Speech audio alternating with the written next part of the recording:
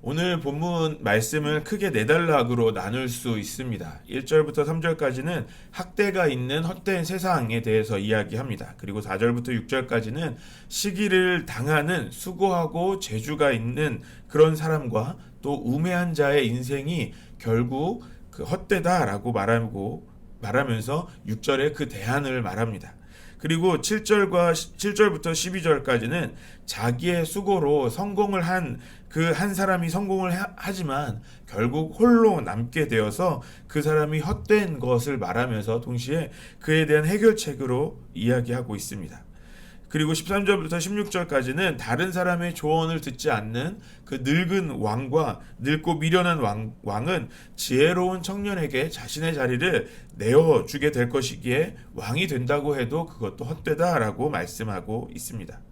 오늘 본문 말씀을 각 단락별로 다른 내용처럼 우리가 이해할 수도 있겠습니다만 저는 이 말씀을 묵상하면서 이 전도서의 솔로몬이 이 헛된 세상을 크게 바라보고 또 그 헛된 세상 안에서 살아가는 사람들의 모습이 또 헛되다라는 것을 말하는 것처럼 보였습니다.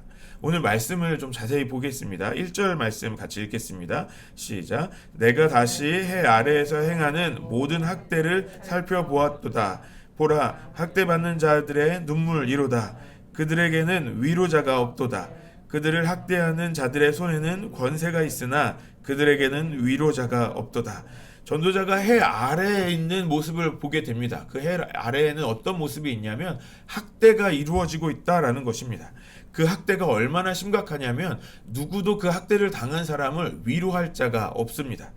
거기에 그 학대받는 자들에게 그렇게 위로를 할 사람이 없을 정도로 이 심각한 상태인데, 여기에서 이 학대라는 단어는 단순한 폭력만을 이야기하는 것이 아닙니다.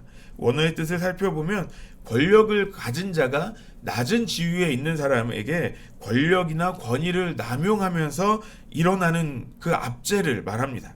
자기의 이익을 위해서 다른 사람을 속이거나 강탈하는 것을 또 말합니다. 사람들에게 무거운 짐을 지게 하고 억누르면서 짓밟아서 아주 물질적으로 또 시간적으로 여러 가지 손해를 입히고 또 사업에 해를 입히면서 살 길을 막는 그런 횡포를 말합니다. 이스라엘의 율법에서는 절대 있어서는 안 될 일입니다. 하나님의 율법은 과부와 고아 그리고 나그네와 가난한 자를 압제하는 것이 아니라 억누르는 것이 아니라 오히려 그들을 섬기고 돌보는 것입니다. 그런데 해 아래에서 권력자의 학대가 있습니다. 학대하는 자들의 손에는 권세를 가지고 있다라고 말합니다. 어떤 위로도 없이 그런 학대가 이루어지고 있는, 그 권세자들의 학대까지 이루어지고 있는 이 세상을 전도자가 말하고 있습니다.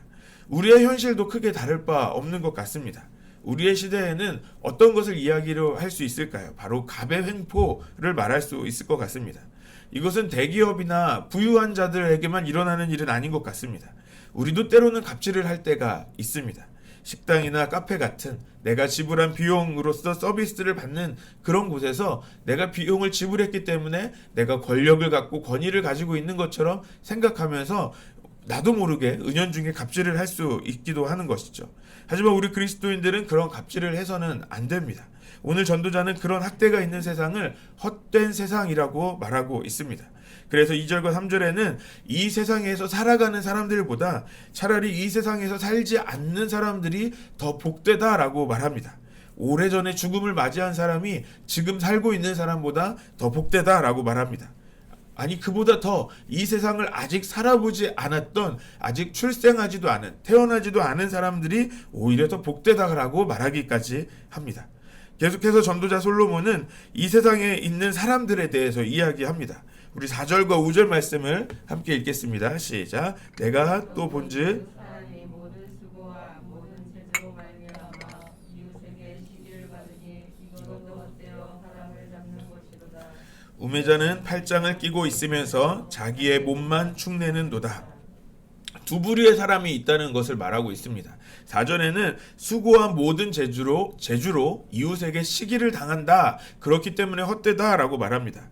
여기에서 우리 성경에는 재주로 번역된 이 단어는 원어의 뜻에 보면 헛된 성공, 성취를 라는 의미를 가지고 있습니다.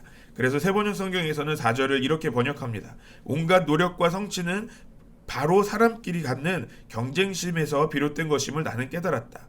그러나 이 수고도 헛되고 바람을 잡으려는 것과 같다.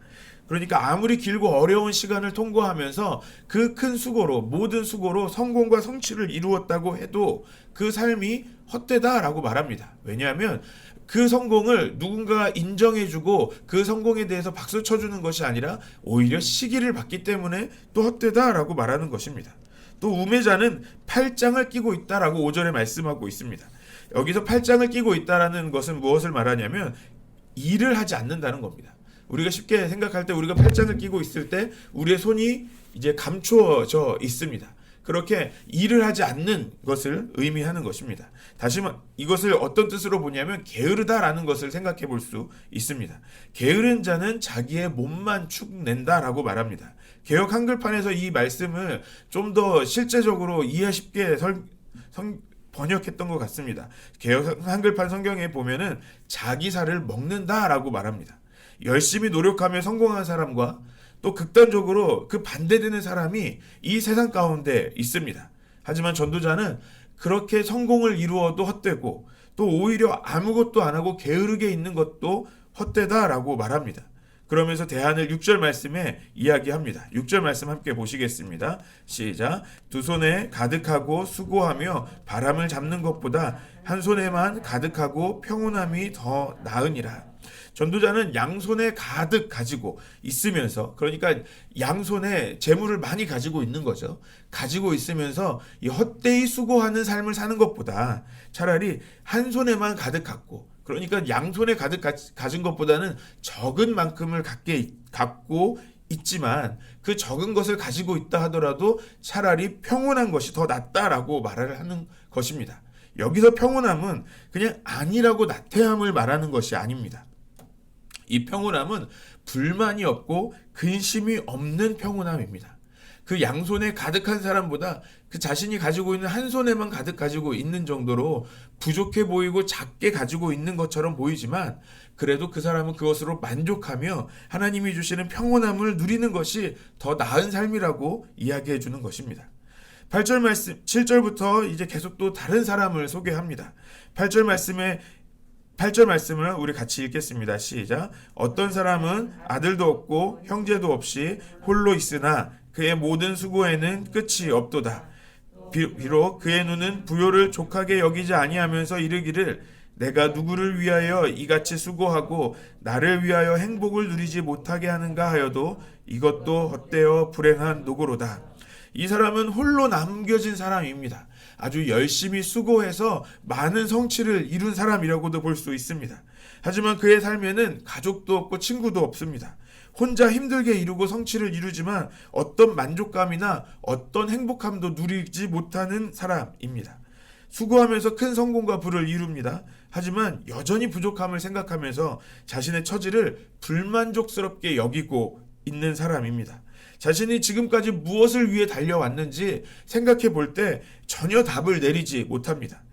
단지 맹목적으로 성공을 향해 수고하며 살아왔지만 결국 허무하게 바람만 잡으려 했던 것이라고 말합니다. 그래서 전도자는 9절부터 12절까지 혼자 되는 것보다 두 사람이 더 낫다라는 말씀으로 해결책을 이야기합니다. 또 13절부터 14절까지 말씀을 한 번 더 읽겠습니다. 시작. 가난하여도 늙고 둔하여 경고를 더 받을 줄 모르는 왕보다 나으니 그는 자기의 나라에서 가난하게 태어났을지라도 감옥에서 나와 왕이 되었음이니라. 가난하지만 지혜로운 젊은이와 또 다른 사람의 그러니까 지혜로운 젊은이와 다른 사람의 조언을 받아들이지 않는 그 늙은 왕이 있다고 말합니다. 이 늙은 왕은 14절에 보면 가난하게 태어났습니다. 또 감옥에서 나와서 왕이 되기까지 한 인물이라고 소개하고 있습니다. 이스라엘에게 있어서 왕은 하나님의 통치를 대리하는 사람입니다. 바로 하나님 다음이 왕이라는 것이죠. 그렇다면 여기에서 말씀해 주시는 것은 인간으로서 올라갈 수 있는 가장 높은 지위, 가장 성공한 자리로 이 왕에 대해서 설명합니다. 이 왕은 가난한 곳에서 태어났습니다. 또 감옥에 갇힐 만큼 아주 밑바닥의 인생이었지만 그것이 역전되어서 결국 왕의 자리에 오르기까지 성공합니다. 하지만 그 왕은 15절과 16절에 그 다음에 왕위를 이을 지혜로운 젊은이에게 그 자리를 넘겨주게 됩니다. 많은 사람들이 자신을 따르지 않고 그 지혜로운 젊은 왕을 따르게 됩니다. 또 그 젊은 왕도 마찬가지입니다. 그 후대에 다른 왕이 그 자리를 이어받게 됩니다. 그리고 그 자리를 넘겨주게 된다라는 것이죠. 결국 큰 성공과 권력은 영원하지 못하다라는 것을 전도자가 말해주고 있습니다. 이것은 바람을 잡을 수 없는 것처럼 잡으려고 애를 쓰지만 결국 아무것도 잡지 않는 헛된 인생이다라는 것을 말해주고 있습니다. 전도자 솔로몬이 본 이 해 아래에서 일어나는 이 헛된 모습은 결국 바람을 잡는 것과 같은 모습입니다. 권력자의 학대로 눈물이 가득한 세상 가운데 많은 사람들은 헛된 것을 잡으려고 노력합니다. 하지만 오늘 본문 가운데 솔로몬은 헛되이 바람을 잡지 않는 그 방법이 있음을 한 가지를 이야기해주고 있습니다. 바로 9절부터 12절까지 말씀입니다. 우리 다시 한번 9절부터 12절까지 말씀을 읽겠습니다. 시작. 두 사람이 한 사람보다 나음은 그들이 수고함으로 좋은 상을 얻을 것임이라. 혹시 그들이 넘어지면 하나가 그 동물을 붙들어 일으키려니와 홀로 있어 넘어지고 붙들어 일으킬 자가 없는 자에게는 화가 있으리라. 또 두 사람이 함께 누우면 한 사람이면 어찌 따뜻하랴. 한 사람이면 패하겠거니와 두 사람이면 맞설 수 있나니 세 겹줄은 쉽게 끊어지지 아니하느니라. 두 사람이 한 사람보다 낫다라고 말합니다. 왜냐하면 좋은 상을 얻을 수 있기 때문에 그렇습니다. 또 누군가가 넘어진다면 붙잡고 일으켜줄 만한 서로 의지할 수 있는 사람이 있는 것이 더 좋다라는 것이죠. 또 그렇게 함께 누우면 따뜻합니다. 한 사람이 싸우면 패할 수밖에 없지만 두 사람이면 맞설 수 있고 세 겹줄이 끊어지지 않는 것처럼 두 사람 이상이라면 더 질 수도 없다라는 것이죠. 아무리 능력이 좋은 한 사람이 있을지라도 그렇지 못한 두 사람이 더 낫다라는 것을 말해 줍니다. 헛된 세상을 살아가는 방법은 혼자서 살아가는 것이 아니라 같이 살아가는 것이라고 말씀해 주는 것입니다. 하나님은 혼자 있는 모습을 좋지 않게 여기셨습니다. 창세기 2장 18절에 여호와 하나님이 이르시되 사람이 혼자 사는 것이 좋지 아니하니 내가 그를 위하여 돕는 배필을 지으리라 하시니라.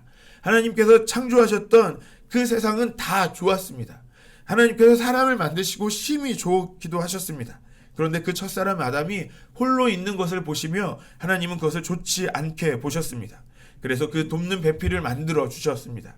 하나님은 하나님의 창조의 세계 안에서 하나님의 백성들이 살아갈 때 홀로 거하는 것을 원치 않으십니다. 함께하는 것을 기뻐하십니다. 이것은 나의 외로움을 채우기 위하여서 우리가 더 주변에 몇 사람들이 있어야 한다라는 것을 말하는 것이 아닙니다. 이것은 같은 목적을 가지고 함께 있을 사람, 함께 하나의 공동체가 될 사람이 있어야 한다는 것입니다.